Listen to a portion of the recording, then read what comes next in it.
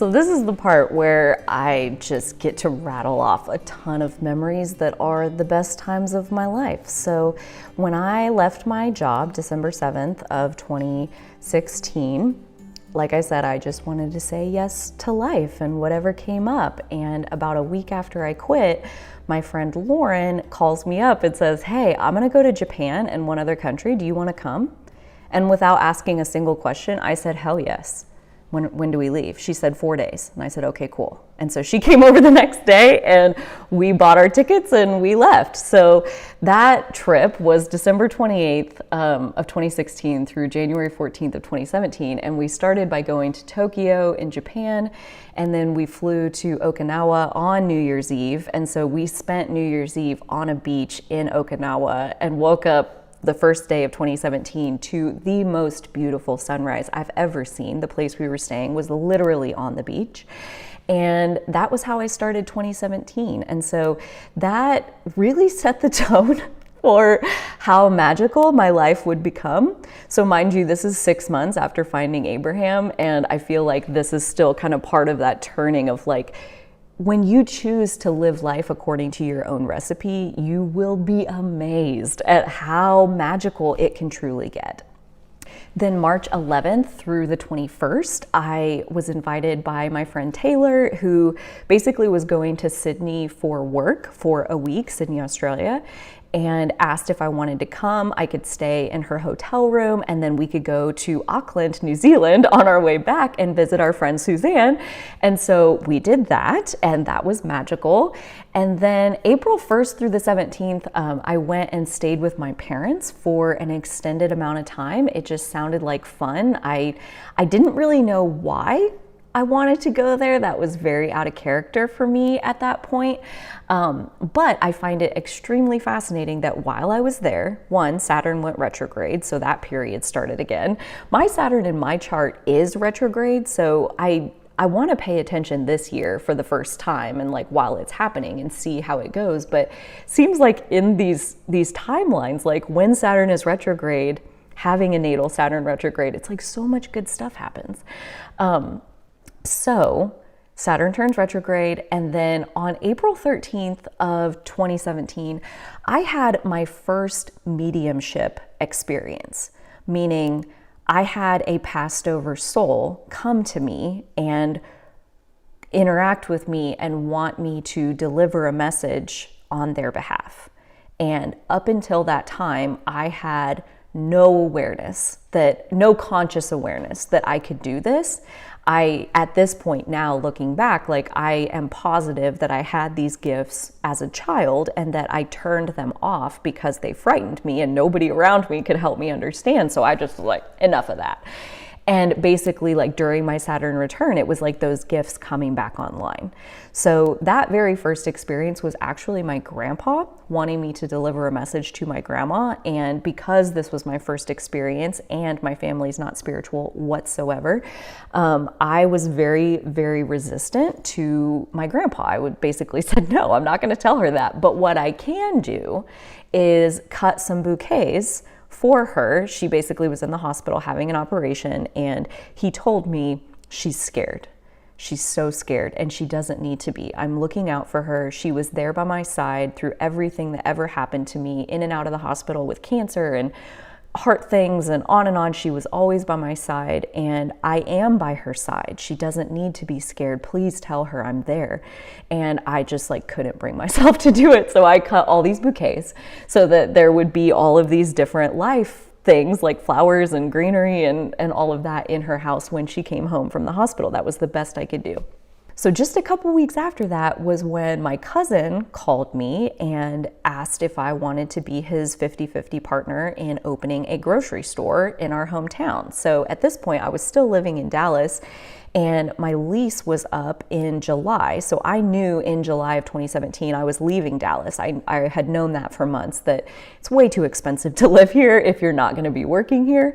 And my plan was actually to go to Costa Rica and teach English, because if you live in Costa Rica, you can actually be profitable as an English teacher. And I had already done some volunteering also during my Saturn return. I didn't mention it, it was in 2016. the first part of 2016, I volunteered as an English as a second language teacher and really, really enjoyed it. And so I was going to go get certified in Costa Rica to be an ESL teacher, and then most likely stay in Costa Rica and teach there and just see what happened next. And before I could fully make those arrangements, my cousin called and asked if I wanted to be the partner in the grocery store, which meant in July I would be leaving and going back to my hometown in Kansas, not Costa Rica. So obviously a slight change of plans. And I knew that I wanted to open a business, but I had never actually had an idea of like, what kind of business is it? I didn't have an idea. So I just was kind of waiting to see what would unfold. And he proposed grocery store, and I tell you, my soul went, yes, hell yes, do it now. Like, I'm so excited. It was such a hell yes moment that I will never in my life question whether or not I was supposed to do it or not, because there was no denying. There was no way I couldn't not do it. And so that began a whole unfolding that has basically carried through all the way into the present 5 years later. So before I moved home, I wasn't done with my travels though, because I went and spent some time in Colorado with my friend Sierra, and then I set off on an Alaskan Abraham cruise. So there were however many people on the boat overall, like a couple thousand, I think. And then there were about 800 of us that were there specifically for the Abraham seminar. So everywhere you went, there were plenty of people who like basically were living in the same way as me, where like all of us are practicing getting as happy as we can on the inside and then watching our life be magical in reflection of that. And that week on that cruise ship was absolutely the best week of my entire life. So I can't even like necessarily point to like any one thing and say this is why. I think for the most part, it was the most magical because I was the most in alignment that I've ever been. And so were so many of the cooperative components around me. And because of all of this massive alignment, it was like perfectly divine timing. Like everywhere you went, every single moment was timed to perfection to create just a literally magical experience, including on the very last day. So I actually have a whole podcast episode where I tell the story of the last day of the cruise and I'll put that here on the screen and the link in the description so you can watch it if you want, but it's where I actually came face to face with Esther Hicks. And it was as we were getting off the boat, and in the episode, I go through like the details, the levels of details that had to come together for my timing to basically like walk off the ship as the person right behind Esther Hicks, who channels Abraham. And so like that was like a magical manifestation all by itself, to like just even be a few feet away from her, like out in the world, like in real life, like she's not on stage, like I just happened to cross paths with her. Holy fucking shit. And that would have been enough. You know, I was just nothing but grateful at that moment. And she went this way and we went this way, and like, okay, that was the whole experience. And I was just like, just buzzing. I was so excited. And then we turned to leave and I passed her again. And this time she was facing me and she was just kind of standing there, just kind of looking. And I basically like get right up next to her and I say, thank you. And that's all I said, because I was about to cry, like about to burst into tears. I was so powerfully grateful to this human being for the work that she had put into the world, that I had found in a very dark time, and that I had then used her teachings, which exist on YouTube for free, mind you. So like up until going on the cruise, I hadn't spent any money on her teachings. And I just was like so overwhelmed with gratitude. And so that's all I said. I looked at her in her eyes and I said, thank you. And she looked back at me and she said, thank you. And like the way she said it, it was so genuine. It was like she was just as grateful for me as I was for her. Like, and it just was such an incredible moment. And so that was how the cruise ended. And it was like the cherry on top of like the most magical sundae I'd ever eaten. So yeah, check out the podcast episode for more on like all of the little threads of timing. Like for days, the threads of timing were being woven together. Like it was incredible what the universe did to get me to be the one to walk off the ship behind her. Like, if you've ever had any question about how blessed we truly are in this universe, like I feel like that podcast episode just like lays all that to rest. But for me anyway, you know, that's all I can ever do. Let's see here. So that was just the beginning of the last day. At the end of the last day, like in the evening, I had a whole experience with a fellow Abraham follower that I had met on the cruise. And she had planned to stay in Seattle open-endedly. She hadn't bought her ticket home yet, so she was just kind of play it by ear or whatever. And I knew I had like 14 hours in Seattle that day. The ship docked like 6 a.m. And so I had all day in Seattle before my flight was going to go home that night. And so we ended up finding a hotel and hanging out at the hotel pool and going to lunch and dinner at the hotel restaurant and just kind of like took it easy. And she's a psychic. So like basically all day we talked about psychic abilities, and she has had so many different experiences. She's been a working psychic for such a long time, and I feel like my abilities were like just coming online, and my ability to listen to my intuition is just coming online. And so we talked about so much of that stuff for like 12 hours, like that whole entire day. And I was at dinner with her right before I was going to leave and go back to the airport, and she was telling me about this like turning point in her life where it looked like this thing was really going to happen for her and she really wanted it, and she had this dream.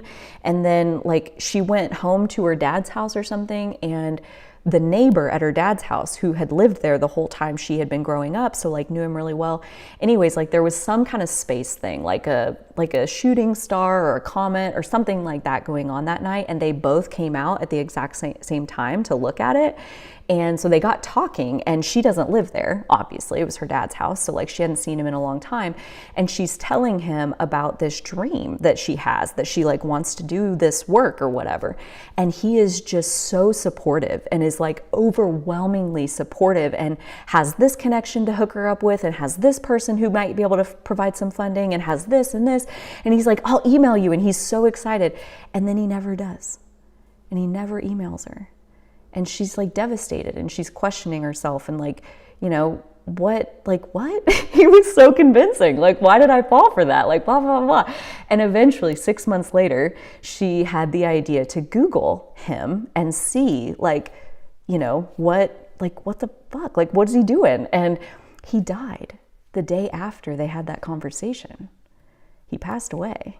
So he didn't, you know, leave her high and dry. He didn't mean for that to happen. And that she suffered over that for a long time, because she thought he lied to her. And he came to me in full force in the middle of that conversation. And now I understand that like what this experience is called trans-channeling, where like the energy comes in to my vessel essentially and is like using my vessel, speaking in first person, like I am animating their spirit for that moment. It's weird.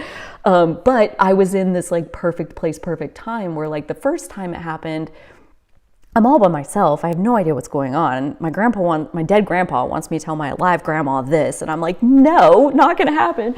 And so now that I'm with Sue, the psychic, I'm like, he's here.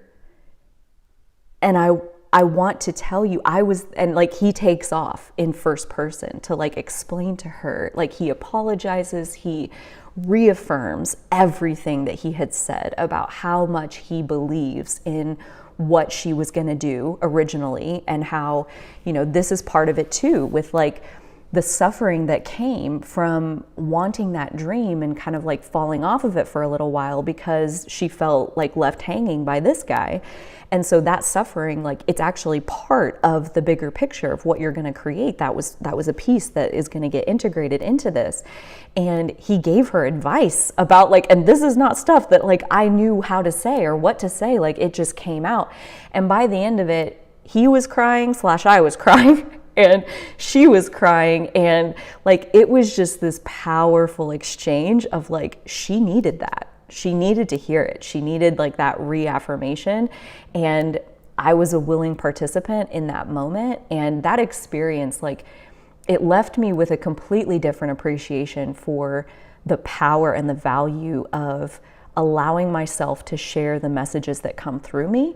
That like when I feel a loving message move through me and I deny the world of receiving that, when I like say, no, I'm not going to share it because I don't want to be seen as crazy, like, I don't think I like that. Like, I don't think that sits right with me. I think if I feel love come through me and it wants to be channeled in a particular direction, like, I think I'm done questioning that. Like, I think I want to trust that more. I want to trust this energy of like the love that I can feel. I trust that it's real. So if I feel inspired to shed some love on someone, I'm going to do it. And at that point, that was very much like a first step down this path of like, basically my purpose is unconditional love of myself and everyone else. And this was that initiation of seeing like, when I share my spiritual gifts with people, like it's powerful.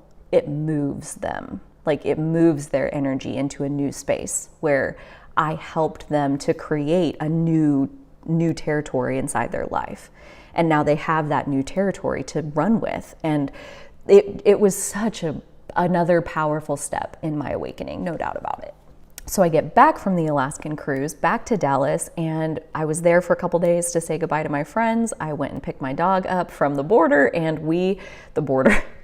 the dog border, not the Mexico border, you know. But anyways, so I picked my dog up and we drove to Kansas, and that was me moving back to Kansas. And the whole way, it was just so exciting. Like, I was moving forward on my divine path, like who I was born to be.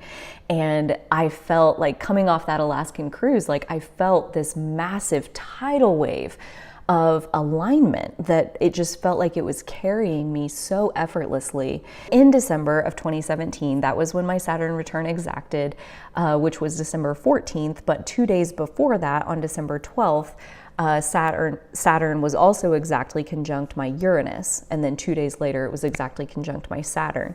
And it was in between those 2 days that I had my third mediumship experience, where again, this one was different yet from the first two, where this one, it was a friend of mine that I had known from school, and her husband died really young, like from a heart attack at 36 kind of thing. And so she's been getting over that for years at this point. And he came and he wanted me to tell her this, and he like guided me to find this book and wanted that sent to her. Like he had this whole thing planned out, and like I was just cooperating with like what he wants. I was giving him physical hands, and then he wanted me to tell her some stuff, and he helped me to write it in a way where she could hear it, because she is extremely Christian, and I don't believe she subscribes to the idea of reincarnation and, you know, all of that. So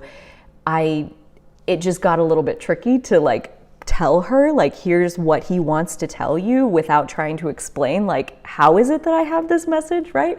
So we wrote something, he and I wrote it together to her, so that I could convey as much as I could what he wanted said, without wrapping it in a bunch of like pretext that isn't important anyway. Like, he really wanted the message to get across, and he helped me write it in a way where he thought it would. And it did, and she really enjoyed the message, and we ended up having a really good conversation as a result of that. And so that one was really interesting. Yet, as far as like the one with Sue was so direct, of like, I just let him in and he talked. And I realized like that was because I knew that she was open. She was up to speed. She could hear it this way. And when that wasn't the case, like in that third experience, it was just another layer of like, really grateful to see that I can channel this in a way where the message is going to be received. I don't want to just like speak the truth and spout it all out if it's not going to be heard.